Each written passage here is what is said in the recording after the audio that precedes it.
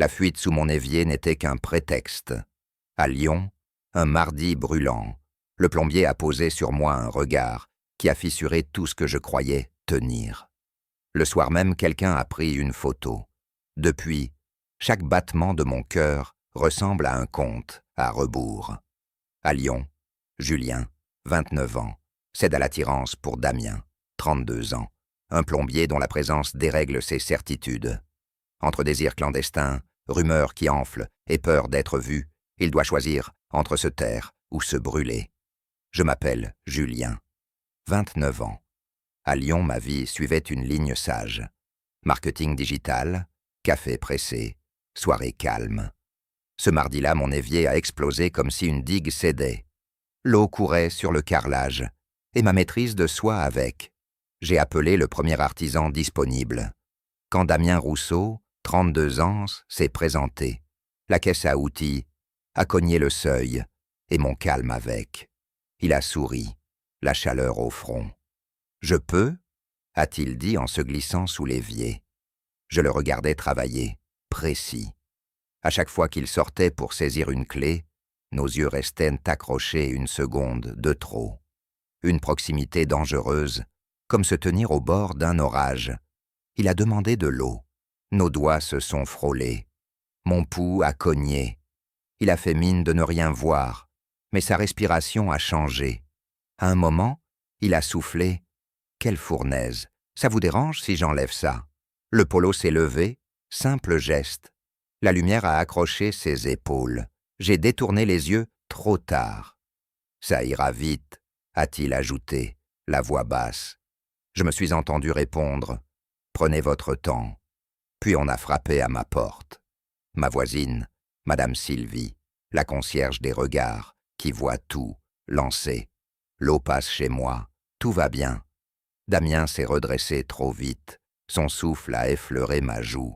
Ma peau s'est embrasée. Il a répondu calmement, professionnel, et la voisine est repartie avec un demi-sourire qui promettait des mots plus tard. Le risque venait d'entrer. Il a réparé. L'eau a cessé. Le silence a pris toute la place. Près de l'évier, sa main a tardé une seconde de trop. Mon cœur cognait contre ma chemise. « Vous vivez seul ?» a-t-il demandé, comme on lance une corde entre deux rives. « Oui. Et vous ?»« Moi aussi. » Les mots ont cessé. L'air vibrait d'une tension sans souffle. Nos lèvres n'étaient plus qu'à une idée de se trouver, un pas suspendu. Il a fermé la caisse d'un claquement sec, comme si son propre geste l'avait réveillé. « Ce soir, » a-t-il dit. « Le Central, rue de la République. » 19 heures. J'ai acquiescé. Il est parti. J'ai épongé, mais c'était mon esprit qu'il aurait fallu sécher. Le Central bourdonnait, banquette serrée, lumière dorée. Quand Damien est entré, j'ai senti le sol se stabiliser et repartir. Chemise claire, veste sombre, rien d'ostentatoire. Il s'est assis face à moi. « Tu es venu », ai-je dit. Ma voix n'était pas sûre d'elle, mais elle se tenait debout. J'y pensais encore en montant, a-t-il soufflé. Une décharge m'a parcouru la nuque. Nos yeux se sont accrochés. Le monde s'est atténué. Sa main a glissé près de la mienne sur la table. Ma peau a répondu sans demander mon avis. Il a penché la tête. Son souffle contre mon oreille a incendié mes pensées. « Tu me fais perdre la tête, Julien. » J'ai voulu dire « viens », mais un rire derrière nous a éclaté. « Damien, oh, t'es là ?» Un collègue, deux autres à ses côtés. Ils se sont plantés trop près. Damien a reculé d'1 centimètre qui a tout changé. Sa mâchoire a serré. « Salut, j'ai un client. On termine et j'arrive, d'accord ?»« Client. » Le mot a claqué. J'ai souri par réflexe. Eux parlaient n'est fort. J'ai entendu « photo ». Damien hocha, nerveux. Quand ils sont repartis fumer, il s'est tourné vers moi.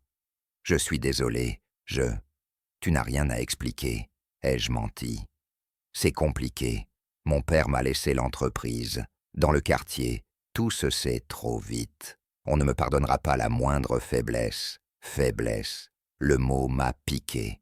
J'ai baissé les yeux, honteux d'avoir espéré qu'il me choisisse en plein milieu d'un bar de Lyon. Il a cherché ma main. Sa paume a effleuré ma peau.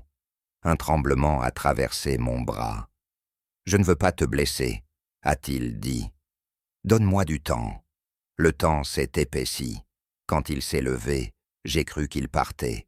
Il s'est seulement rapproché, m'a murmuré « Pas ici, pas eux.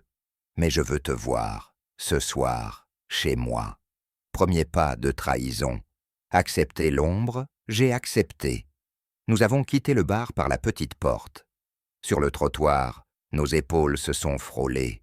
Une étincelle m'a traversé la poitrine. Dans l'escalier, nos regards restaient aimantés. Devant la porte, sa main a tremblé sur la clé. Le silence brûlait plus fort que n'importe quel mot. Sa main sur ma nuque n'a pas insisté. Elle a juste reposé trop longtemps. Nos lèvres ont presque... Le moment s'est figé. Il a juré sans bruit. Un dégât des eaux. Si je n'y vais pas, je perds le contrat. Le monde a reflué. « Va », ai-je dit. Ma voix est restée là, alors que je reculais. « Demain », a-t-il promis. « Demain, 15 heures. Je viendrai. On parlera. Vrai. » Il a disparu dans la cage d'escalier. Je suis rentré avec l'impression d'être resté sur le palier de ma vie. La nuit s'est étirée. Chaque vibration me projetait au plafond. À 14 heures, un message. J'arrive, 10 minutes. Mon cœur a accéléré. Je regardais par la fenêtre. Chaque pas dans la cour devenait lui. Puis un autre message, numéro inconnu, une photo. Nous deux, au central, penchés l'un vers l'autre, la table comme une frontière déjà franchie. En bas, ça circule. Ma gorge s'est serrée. Au même instant, Damien a appelé. L'écran vibrait dans ma main. J'ai hésité une seconde, une seule, avant de décrocher. « Julien », commence-t-il. Et la sonnette a retenti. La sonnette a tranché le silence comme un verdict. J'ai ouvert. Et j'ai su que le monde ne se remettrait pas exactement à sa place. Damien était là, souffle court, regard aux aguets. Avant même d'entrer, il a glissé. On nous a vus. Mon téléphone a vibré. La photo du central, nous penchés l'un vers l'autre, circulait déjà dans un groupe de voisins. Mon nom n'y était pas, mais le bar, l'heure, la posture parlaient trop fort. La peur et une sorte d'élan se sont heurtés en moi. Il a refermé la porte derrière lui. L'air a gagné en densité, et mes pensées se sont serrées. « Dis-moi que tu vas bien », a-t-il soufflé. « Je tiens. Et toi ?» Je fais semblant. On m'a appelé du dépôt. On veut clarifier. On veut que je nie avant même qu'on m'accuse. Il s'est approché, pas à pas, comme on traverse une pièce où le sol craque. Sa main s'est arrêtée près de la mienne, une seconde trop longue. Mon cœur s'est emballé. Nous étions un souffle de franchir la ligne. J'ai senti la chaleur contre ma peau, et j'ai reculé d'un demi-pas, pas par refus, mais pour rester entier. Il a hoché la tête, comme s'il comprenait ce que je ne disais pas. « Sortons », a-t-il proposé. « Marchons au bord du Rhône, j'étouffe ici. » Dehors, la ville bourdonnait sans nous. Nous avons suivi l'eau, avançant à la même cadence. Une tension muette scellait nos gestes. Il a parlé de l'entreprise, de l'héritage dont il portait le poids, de ces hommes avec qui il travaille et devant qui il refuse de trembler. Moi, j'ai parlé de cette photo qui me réduisait à un instant figé, alors que je n'étais que mouvement et contradiction. Son épaule a effleuré la mienne. Un frisson m'a remonté la nuque. Le monde s'est resserré autour de cette simple proximité. « Donne-moi un jour », a-t-il dit. « Juste un jour, je mets de l'ordre et je reviens te chercher. »« Un jour, d'accord, mais pas plus, » ai-je répondu. « Je refuse de vivre dans un couloir. » Il s'est arrêté. Nos regards se sont accrochés, insistants. La nuit arrivait. Les lumières sur l'eau dessinaient un chemin que je n'osais pas suivre. Sa main a tremblé avant de se poser au creux de mon bras. Tout en moi a crié pour davantage, mais j'ai tenu. Je voulais que la prochaine fois ait la clarté d'un choix, pas l'ombre d'une fuite. Nous sommes revenus jusqu'à mon immeuble. Au pied de la porte, il a murmuré « Si je ne viens pas demain, ce sera parce qu'on me pousse à mentir. Mais je ne veux plus me mentir à moi. » « Alors viens, ai-je dit, entier. » Nos lèvres ont presque trouvé la même réponse. Le moment s'est figé dans une immobilité dangereuse. J'ai reculé le premier. Il a souri tristement, puis s'est éloigné dans la nuit. L'ascenseur a peiné jusqu'à chez moi. Je me suis laissé tomber sur la chaise, le téléphone serré dans la paume. Un nouveau message est arrivé, inconnu encore. Une vidéo de la rue, prise à hauteur de poitrine. Damien qui s'éloigne. La caméra le suit quelques secondes. Puis, un texte, on garde un œil. Pas d'insulte, pire, une promesse froide. Je n'ai pas dormi. Au matin, une alerte du dépôt. Damien, rassure la clientèle. Je l'ai appelé. Messagerie. J'ai écrit. Je t'attends à 15 heures, comme convenu. Pas de réponse. À midi, ma voisine a croisé mon regard dans l'escalier, un sourire pincé, suspendu aux lèvres. Elle n'a rien dit. Elle a laissé le silence parler. 14h58. Mes mains tremblaient, sans permission. À 15h, j'ai entendu des pas rapides. J'ai ouvert avant la première frappe. Ce n'était pas Damien. C'était un jeune du dépôt, que je connaissais de vue. Son regard m'a toisé, mal assuré. Il a tendu une enveloppe. On m'a demandé de vous remettre ça, et de vous dire que Damien n'a pas pu venir. Dans l'enveloppe, une consigne glaciale. Pour éteindre la rumeur, Damien passe ce soir au Central, avec une amie. Merci de ne pas vous montrer. En bas, une signature sèche, celle du contremaître. J'ai senti ma gorge se serrer. Le choix promettu fondait déjà. À 16h, un message de Damien, court. Je n'ai pas le choix, mais je n'abandonne pas. Mes doigts ont tapé plus vite que ma peur. Ne m'efface pas. J'ai posé le téléphone à plat, comme on pose un cœur trop bruyant. La nuit tombée, j'ai regardé par la fenêtre. Au loin, une silhouette a levé un appareil. Un point rouge y a clignoté. La photo suivante m'est parvenue, en quelques battements. Damien au Central, assis face à une femme qui sourit plus pour la caméra que pour lui. Lui, le regard vacant. La légende, tout va bien. Mon ventre s'est tordu. Le téléphone a vibré encore. Tu vois, on s'est recadré. Et puis, comme un coup de grâce, demain, ton tour. Je n'ai pas éteint. Je suis resté debout, dos au mur, jusqu'à l'aube. Quand le jour a enfin poussé la nuit, quelqu'un a glissé une feuille sous ma porte. Une phrase, rien de plus. On commence par ton travail. On m'a volé une histoire pour en créer une autre à ma place. J'ai décidé de ne plus laisser d'inconnu écrire ma peur. Au bureau, la rumeur m'a devancé. Un collègue m'a regardé comme on observe un fil électrique dénudé. J'ai fait semblant d'être imperméable. À 10h, on m'a proposé de prendre quelques jours. Une manière propre de m'écarter de la vitrine. J'ai refusé, puis accepté, vaincu par la fatigue. En sortant, j'ai vu un visage que je connaissais mal, mais que je n'oublierai plus. Lucas, du dépôt. Son pas traînait à quelques mètres derrière le mien. Je me suis arrêté. Il a fait mine de regarder son téléphone. « Tu veux quelque chose ?» ai-je lancé. « Je veux que ça ne me retombe pas dessus. C'est tout. » Il n'a pas essayé de nier. Il a dit « on »,« jamais »,« je », on publie, on recadre, on protège la boîte. On fait tourner l'image jusqu'à ce qu'elle dise ce qu'on veut entendre. Je lui ai demandé « Pourquoi moi ? Pourquoi nous ?» Il a haussé les épaules, parce que ça fait parler. Le cynisme tenait lieu d'explication. J'ai écrit à Damien « Je sais pour Lucas ». Il a répondu aussitôt « Ne fais rien, laisse-moi gérer ». Je n'avais plus envie de déléguer ma dignité.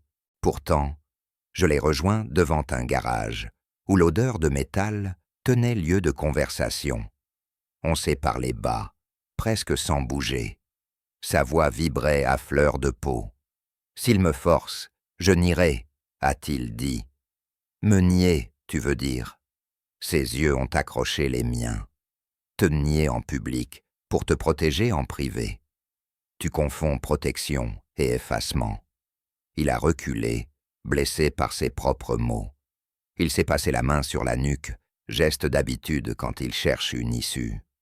Je voyais l'homme partagé entre la fidélité à un monde qui le tient et la fidélité à ce que nous devenions. Il s'est avancé d'un demi-pas. La chaleur entre nous a monté d'un cran. Son souffle a effleuré ma tempe. Tout mon corps s'est tendu vers un futur qui n'existait pas encore. Nous étions une seconde d'abandon. Puis une voix a claqué derrière. « On a besoin de toi, Damien. » Lucas nous observait, a découvert. Damien a changé de visage. Il s'est retourné, a pris une clé, a dit « J'arrive ». Le soir, une publication a fleuri sur la page de l'entreprise. Damien posant avec la même femme que la veille, un texte propre, la promesse d'un projet commun. Le mot « fiancé » n'était pas écrit, mais la photo le suggérait si fort qu'il devenait superflu. J'ai senti une brûlure froide s'étaler dans ma poitrine. J'ai éteint l'écran. Je n'ai pas pleuré. J'ai juste respiré trop vite. Le message de Damien est arrivé après minuit. Ce n'est pas ce que tu crois. La phrase m'a agacé par sa paresse et m'a retenu par sa mince lueur de vérité. J'ai répondu « Alors montre-moi ce que c'est ». Il a demandé « Demain, 6 heures, quai Saint-Vincent, personne ». J'ai hésité puis accepté. Je ne voulais plus de demi-mesure. À l'aube, la ville avait cette clarté fragile qui donne l'illusion que tout peut recommencer. Il est arrivé sans bruit. Il n'a pas tendu les bras. Il a posé des mots. Elle s'appelle Claire. Elle sait.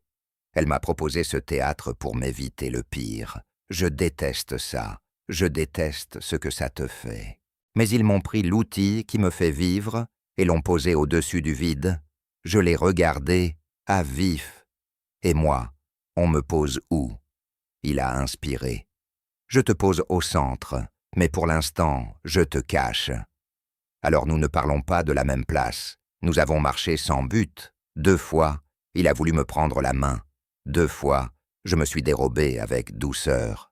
Pas par punition, pour garder un reste de respect pour nous deux. Il a fini par sourire tristement. Tu es plus courageux que moi. Je n'étais pas courageux. J'étais fatigué d'avoir peur. Au retour, un message inconnu a surgi. Le théâtre s'effondre quand le rideau brûle. En pièces jointes, une courte vidéo. Damien et moi, au petit matin, nos ombres allongées, nos épaules qui se frôlent. Rien d'explicite, tout d'évident. La légende, à midi, ça part plus loin. J'ai senti le sol se dérober. J'ai demandé. Claire sait-elle à qui elle prête son visage? 1 heure plus tard, un numéro inconnu m'a appelé. Une voix de femme, Claire. Je m'appelle Claire. On doit se parler, sans Damien. Les mensonges qu'on invente pour nous protéger finissent par réclamer un loyer que personne ne peut payer. Nous nous sommes retrouvés dans un square désert, Claire et moi, à l'heure où les mères n'étaient pas encore sorties et les joggeurs déjà rentrés. Elle m'a observé sans dureté. « Je ne suis pas son alibi », a-t-elle dit. « Je suis sa sortie de secours. Mais une sortie ne sert à rien si on n'ose pas franchir la porte. » Elle connaissait l'essentiel. Elle savait l'ombre qui collait à nos pas, les regards au dépôt, la photo déformée en garantie morale. Elle savait qu'on brandissait l'entreprise comme une chaîne. Elle m'a prévenu. On te vise pour l'atteindre. Je l'ai remerciée sans politesse, inutile. Elle a ajouté. Je lui ai donné un délai, pas pour moi, pour lui. Parce que si on construit sur une peur, tout s'écroule quand le vent se lève. Le vent s'est levé le lendemain. Mon chef m'a demandé un entretien informel. Rien d'agressif, une pression douce. On préfère éviter que ton nom soit associé à des polémiques. Il a proposé une mission à distance, très loin des vitrines et des réunions. Je me suis entendu accepter, parce que je n'avais plus l'énergie d'expliquer que je n'étais pas une polémique. En sortant, j'ai écrit à Damien. Je paie déjà le prix. Il a répondu, moi aussi. Ce soir, on s'échappe, 1 heure, sans rôle, sans témoin. Nous avons pris un train court jusqu'à une petite gare après Vèze. Rien d'exotique, juste de quoi décaler la réalité. Nous avons marché le long d'un chemin où l'herbe frottait les chevilles. Nos épaules se sont rejointes comme on recolle un vase fêlé, avec précaution, mais avec l'envie d'y croire. Il a parlé peu, moi aussi. Sa main, parfois, a effleuré la mienne. Mon souffle s'est désaccordé. La chaleur entre nous a monté lentement, pas comme une impulsion, plutôt comme une braise qui apprend à durer. Nous nous sommes arrêtés près d'un muret. Il a posé son front contre le mien. Tout a tenu dans cette pression. Nos lèvres ont presque trouvé la suite. J'ai retenu le geste au dernier moment, non par refus, mais pour nommer d'abord ce que nous étions en train d'écrire. « Je veux que tu choisisses en plein jour », ai-je dit. « Je choisis », a-t-il répondu, et sa voix tremblait. « Je choisis toi. Alors prouve-le ailleurs, que dans l'ombre. » Sur le chemin du retour, un téléphone inconnu a sonné dans ma poche, pas le mien. Un appareil mince que je n'avais pas remarqué. L'écran s'est allumé tout seul. Une notification. Diffusion programmée 0800. Groupe Quartier Plus Pro. Un dossier portait mon nom tronqué. Le piège était si banal qu'il en devenait sophistiqué. On m'avait glissé ce leurre pendant le trajet, sûrement en gare, pour que la preuve parte de moi.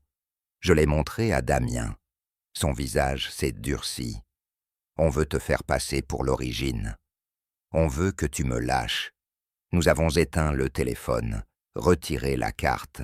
La paranoïa n'est pas un plan, mais elle sauve parfois une matinée. À la gare, nous nous sommes quittés trop vite. Avant que je parte, il a posé sa main sur ma joue, légère, presque rien. Ma poitrine s'est soulevée, comme si je revenais de loin.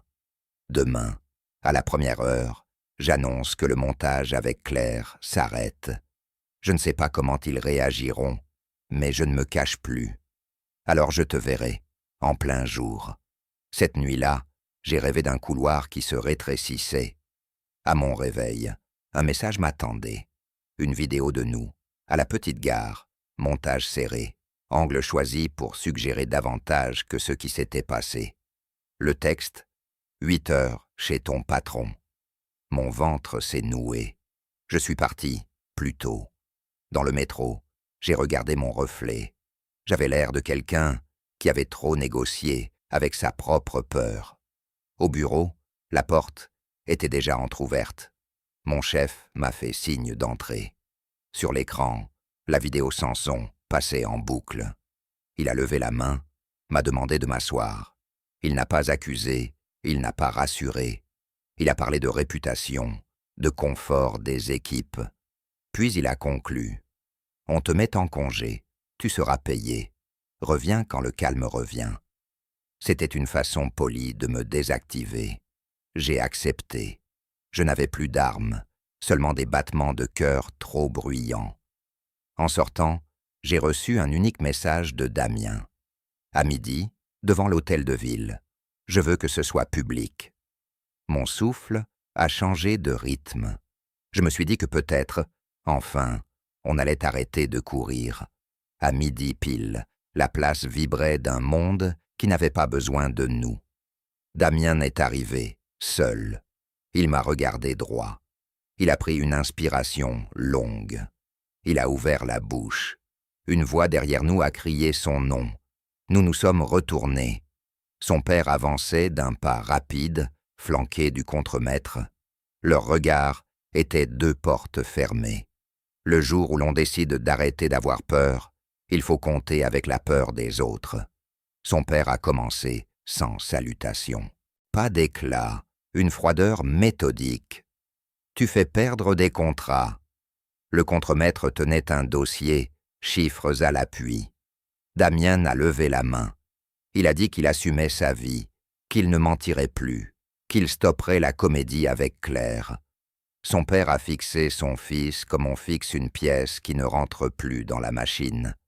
Alors tu feras ça ailleurs.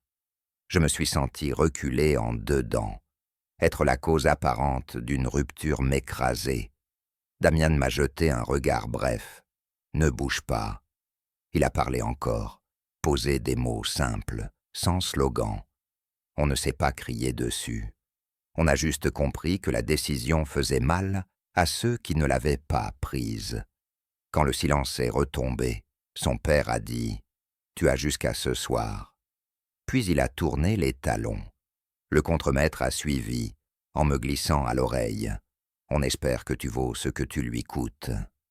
Nous nous sommes retrouvés seuls, au milieu des pas pressés. Damien a ri, un son étonné, presque soulagé. « Je n'ai plus d'alibi », a-t-il soufflé. Alors il ne nous reste que la vérité. Il a hoché la tête. Nous avons marché longtemps, sans destination. Vers le quai, il a glissé sa main tout près de la mienne. La chaleur a monté. Mon pouls est devenu trop fort pour mon torse. Nous nous sommes arrêtés sous un pont. L'ombre nous a enveloppés. Il s'est tourné, tout près, si près que mon souffle a changé de cadence. Nos fronts se sont touchés. Il y avait dans cet instant tout ce que nous avions repoussé.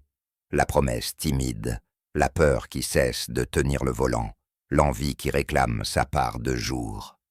Nos lèvres ont presque trouvé la même réponse. La seconde s'est figée dans une tension vibrante. J'ai glissé un mot contre sa peau. Je suis là. Il a tremblé. Le monde s'est effacé jusqu'au battement le plus simple. Être deux. Le téléphone a clignoté. Intrus têtu. Un message de Claire. Ils vont publier autre chose. Une histoire qui te salit pour l'absoudre, lui. Tenez bon. Je témoignerai si besoin. Une chaleur de gratitude m'a traversé. Damien a serré les mâchoires. Ils ne nous auront pas à l'usure. J'ai acquiescé, mais une fatigue vieille me tirait déjà vers le bas.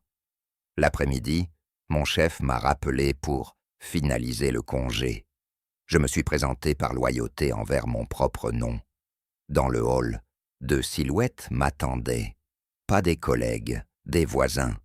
Ils ont parlé avec douceur, acidulés. On s'inquiète pour l'ambiance de l'immeuble, les allées et venues. Ils n'avaient aucune preuve, seulement l'assurance que leur confort valait plus que nos vies. Je les ai laissés parler. Quand je suis sorti, j'ai envoyé un seul message à Damien. « Ce soir, ne viens pas chez moi. Retrouve-moi sur le pont, côté Saône. Je veux t'y voir, sans théâtre. » La nuit a commencé à tomber. J'ai attendu sur le pont, la main sur la rambarde froide. Chaque pas devenait le sien. Il est apparu enfin, visage tendu mais clair. Il s'est approché. La ville en dessous respirait. J'ai refusé de partir de la boîte par la petite porte, a-t-il dit. Je pars debout. J'ai posé ma démission pour demain matin. Mon cœur a raté un pas. Tu es sûr? Non. Mais je le fais quand même. Il s'est arrêté tout près. Une chaleur douce a gagné ma peau. Sa main a trouvé la mienne, sans se cacher. Mon souffle s'est suspendu, puis a repris, plus large.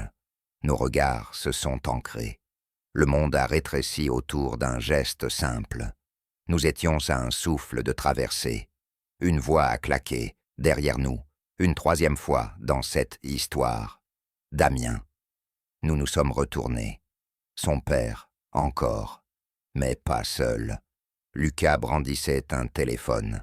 Le flash a déchiré l'ombre. Damien a serré ma main plus fort, refusant de la lâcher. « Tu vas vraiment choisir ça ?» a demandé son père, las et dur. Damian a répondu sans détour, « Je choisis moi. Et s'il faut tout perdre pour arrêter d'avoir peur, alors je perds. » Un pas s'est rapproché. Je n'ai pas lâché. Le flash a repris, plus vif, plus près. Les mots se sont éteints. La ville a retenu son souffle. Quelqu'un a posé une main sur mon épaule, et la nuit, d'un coup, a semblé tomber une seconde fois.